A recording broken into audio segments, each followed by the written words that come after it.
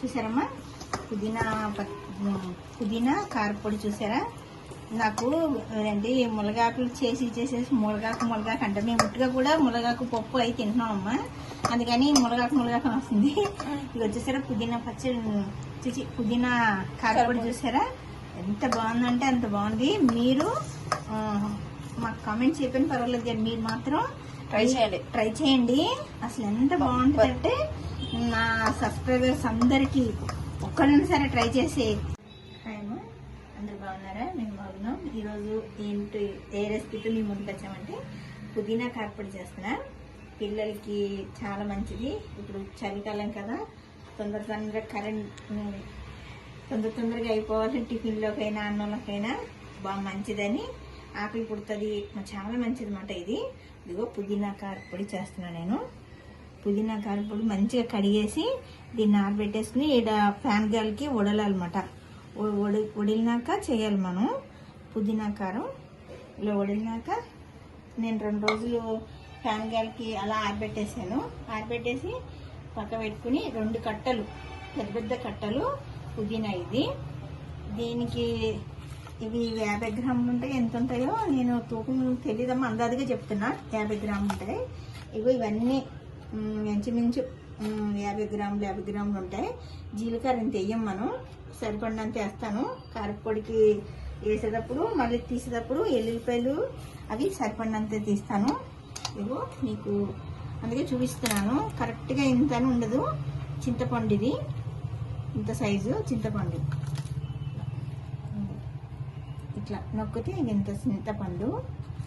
మనం పులుపు కొంతమంది ఎక్కువ తింటారు, కొంతమంది తక్కువ తింటారు కదా, మనం చూసుకుని అందాజుగా వేసుకోవాలి. ఇప్పుడు నేను స్టవ్ వెలిగించుకుని ఎలా చేయాలో మీకు చూపిస్తాను. కొంచెం ఆయిల్ వేసుకున్నాం. ఆయిల్ కొంచెం వేసుకుని ఏంటంటే ఫస్ట్ మనం పప్పులన్నీ వేయించుకోవాలి. కొంచెం ఆయిల్ వేసుకుని వేయించుకోవాలి.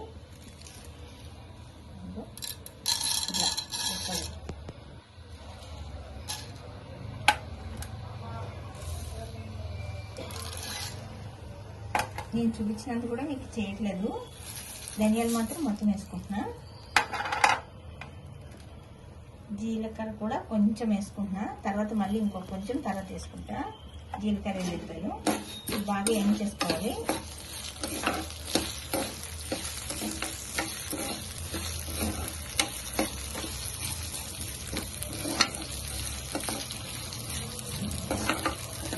ఆల్రెడీ ఉడకబెట్టేసుకున్నా. ఇట్లాగా నా 2 పచ్చిమిరపకాయలు వేసి గోంగూర ఉడకబెట్టేసుకున్నా. 1 టమాటా వేసి ఉడకబెట్టేసా.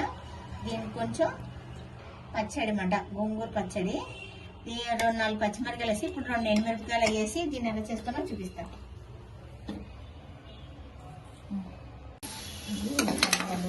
వేసుకున్నాం. చక్కగా వేసుకొని ఇలా దూర చేసుకోవాలి.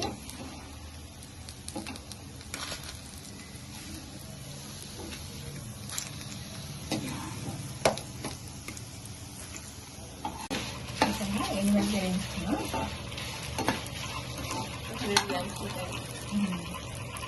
కొంచెం ఆయిల్ వేసుకుని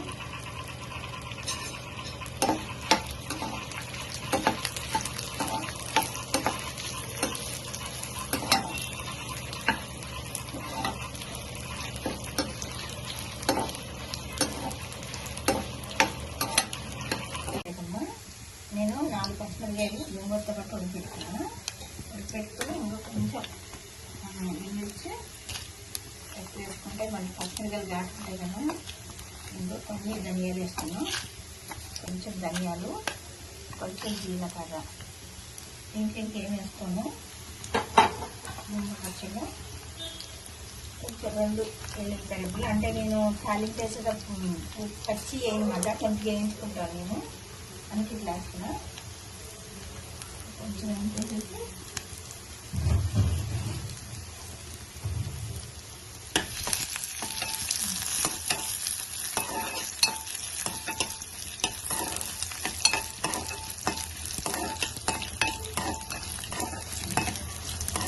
ఇది ఏంటనే ఇది మనం తీసేసుకోవాలి.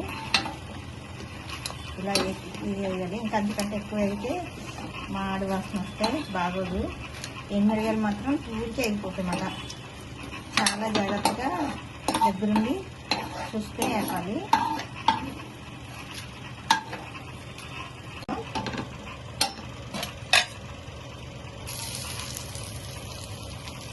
నూనె వేయలేదు, ఓకే. వేగినాక తర్వాత కొంచెం వేస్తా.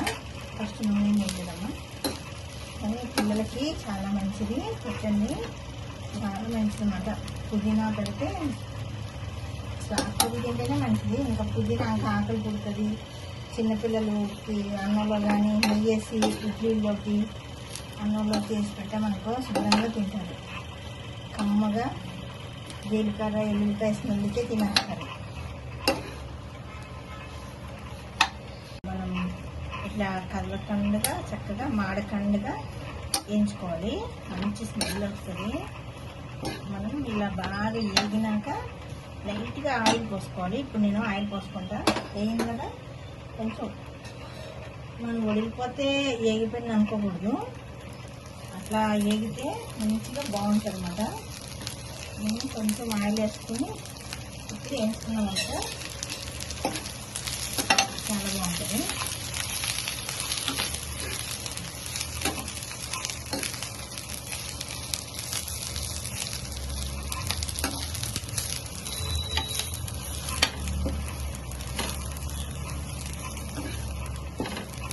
వేయించుకుని మనం కూడా ఈ చలికాలం కారపళ్ళు చక్కగా బాగుంటాయి. చల్లగా ఉన్నప్పుడు ఇలా వేడివేడిగా కారపళ్ళు వేసుకుని తింటే చాలా బాగుంటుంది. పచ్చళ్ళు కారపళ్ళు ఇప్పుడే ఈ టైంలోనే తీసుకుంటారు. మాగాయ పచ్చళ్ళు, మామిడికాయ పచ్చళ్ళు మే నెలలో పట్టుకుంటారు ఎండాకాలంలో. ఈ వర్షాలు పడినప్పుడు మామిడికాయ పచ్చళ్ళే తీసుకుంటారు. ఎందుకంటే వేడి చేసిద్దని తినరు, ఇప్పుడు తింటారన్నమాట. చక్కగా వేగిపోయింది. మనం పుదీనా ఈ టైంలో మనం బంద్ చేసేసుకోవాలి. ఎందుకంటే వీటికే మళ్ళీ ఇది కూడా మగ్గిపోతుంది. అయినా కూడా వదిలేసేయకూడదు. మనం దగ్గరుండి తిప్పుకుంటూ ఉండాలి. స్టవ్ బంద్ చేసుకోవాలి. ఎందుకంటే ఎక్కువ మాడగొట్టకూడదు, బాగోదు. స్మెల్ మళ్ళీ మారిపోతుంది, టేస్ట్ మారిపోతే. ఇలా ఉన్నప్పుడు సరిపోతుంది. ఈ నాన్ స్టిక్ వేడికి దీనికి కరెక్ట్గా ఉంటుంది అన్నమాట. కరెక్ట్గా సరిపోతుంది.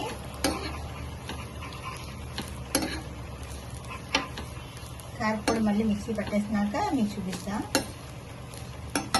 ధనియాలు, జీలకర్ర, మినపప్పు, శనగపప్పు మిక్సీ పడదాం. ఫస్ట్ మిక్సీ పట్టినాక చక్కగా మిక్సీ పట్టేసుకుని ఇది ఒక పక్క తీసేసినాక అప్పుడు ఏం మిక్స్ చేసుకుందాం. పెద్ద మిక్సీ కావాలి అంటే ఇది పప్పులే కదా, కొంచెం మెత్తగా నల్లగా కాబట్టి చిన్నదే గారె వస్తుంది. పెద్దది తొందరగా అవ్వదు. దీనికోసం చిన్న దాంట్లో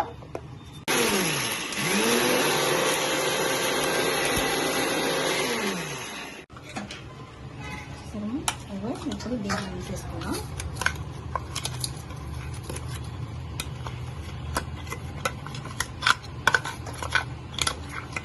రోజులనే కానీ ఇప్పుడు కొట్టడానికి ఇట్లా చేస్తానమ్మా. అంటే ఇవాళ మనం అందరూ రోజు చేసుకోవాలి కదా, చేసుకొని పిల్లలకి ఇలాంటివి కూడా చూపించాలి కదా. మరి రోడ్లో ఇలా కూడా దంచేసుకోవాలని చెప్పారు కదా మిక్సీలో. ఇప్పుడు ఏం ఇస్తాను,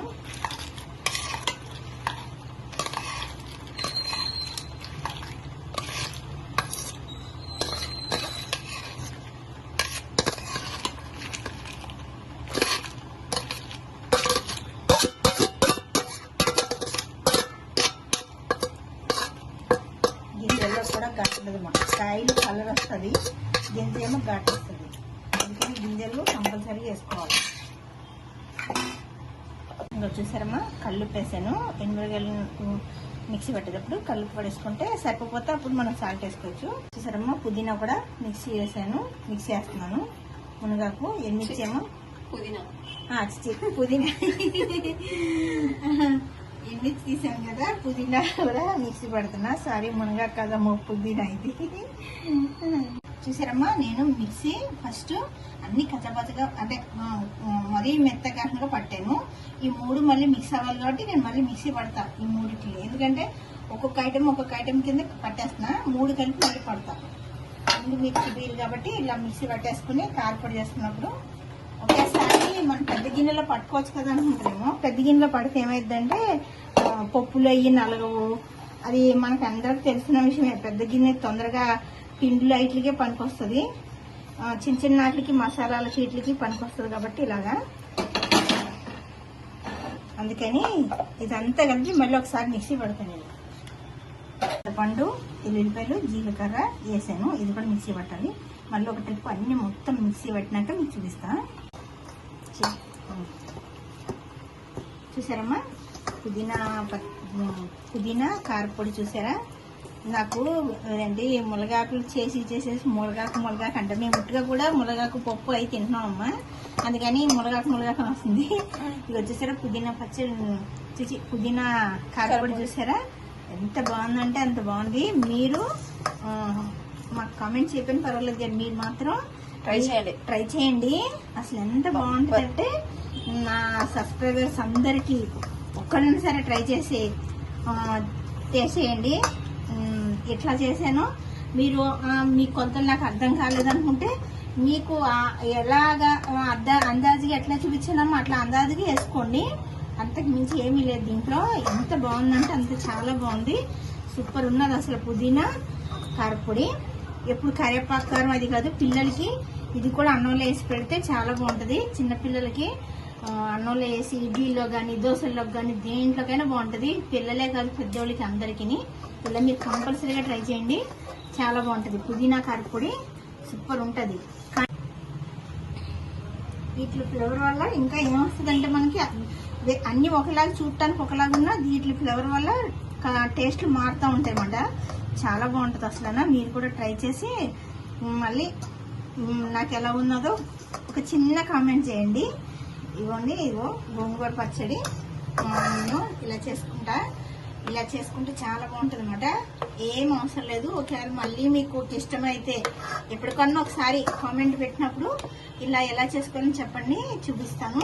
చాలా బాగుంటుంది గోంగూర పచ్చడి. దీంట్లో మనం ఉల్లిపాయలు, పచ్చి ఆనియన్స్ మిక్సీ పట్టుకోవచ్చు, కానీ నిలువ ఉంటే కనుక ఉల్లిపాయ వాసన వస్తుంది అమ్మా మనకి. ఒకవేళ రేపు మనం ఇంత ఒకేసారి తినలేం కదా, అంత పెద్దగా ఎవరు లేరు కదా, మనకి స్మెల్ వస్తుంది. అందుకని మనం తినేటప్పుడు వేసుకుని తినచ్చు.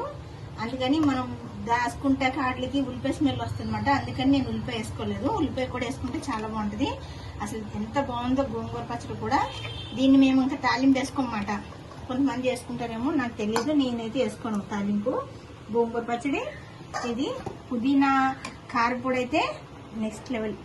చూసారమ్మా పుదీనా కారపొడి ఎలా అంటే మనం పచ్చి తెచ్చేసి పచ్చడి చేస్తాం కదా, పిల్లలు అంత ఇష్టపడరు. అదొక వేరే స్మెల్ వస్తుంది కదా, మంచి స్మెల్లే కానీ పిల్లలు ఇష్టం. ఎందుకంటే చిన్నప్పుడు మేము కూడా తినేవాళ్ళం కాదు.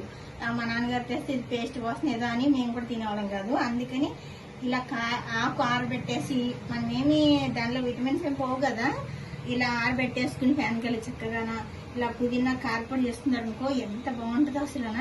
నిజంగానే చెప్తున్నాను కదా, మీరు మాత్రం ట్రై చేయండి పుదీనా కారపొడి. పిల్లలు చాలా ఆకలి లేని వాళ్ళకి ఆకలి పుడుతుంది. పిల్లలు అన్నం తినకపోయినా కానీ చుక్కేసి కొంచెం వేడివేడి అన్నంలో 2 ముద్దలు పెట్టారంటే పిల్లలు శుభ్రంగా తింటారు. పెద్దోళ్ళు ఏంటి పిల్లలు ఏంటి చక్కగా ఇలా పుదీనా తెచ్చుకుని చక్కగా చేసుకోండి.